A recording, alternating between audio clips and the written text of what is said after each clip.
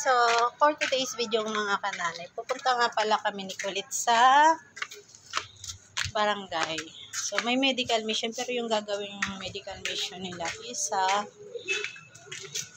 school, yung elementary, Santulan. Kaya, pabubunutan ko siya ng ngipin. So, ako, magpapalinis ng ngipin. Char, yung punta namin kasi yung nakaraan, ng araw ng Abente. So, wala siyang cleaning.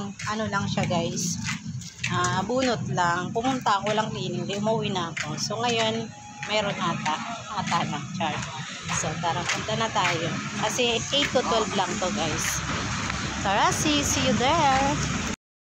So, ayun na nga, guys. Nandito na nga kami sa jeep nakasakay. So, wala kami masakyan na sidecar. Ang hirap antay ng sidecar nga kasi naayos yung daan dito sa may samin. So, andito na nga kami, guys, sa may Tatawid. So, nilakad na lang namin hanggang school nila.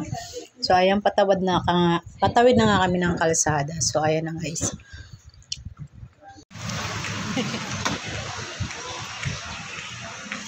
Kinakabahan ako. Hindi naman masakit yun. May ano naman yun, anesthesia pala. Sabihin sa iyo ng dentista, yung nga. Yung kita ngala-ngala.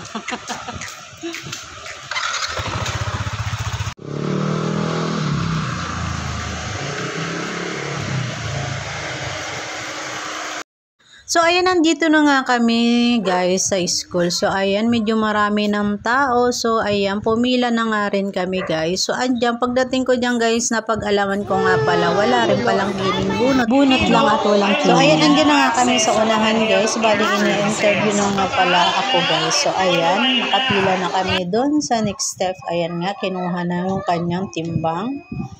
Ayan. Sa amin. Ikaw, ma'am, di ka magpapano. Idaan mo siya sa nutrition muna. Ma'am, idaan niyo po muna yan sa nutrition. So, hanggang dito na nga lang ang aming video kasi nga lobat na ako. Bye, guys! So, hindi nga pala siya nabunutan kasi may nana yung kanyang ngipin. Pero nakapagpa-inject naman siya. So, importante yan, guys, yung injection na yan para makaiwas siya sa cervical cancer. So, allowed nang magpa-inject ang 9 pataas. So, yan lang, guys. Bye!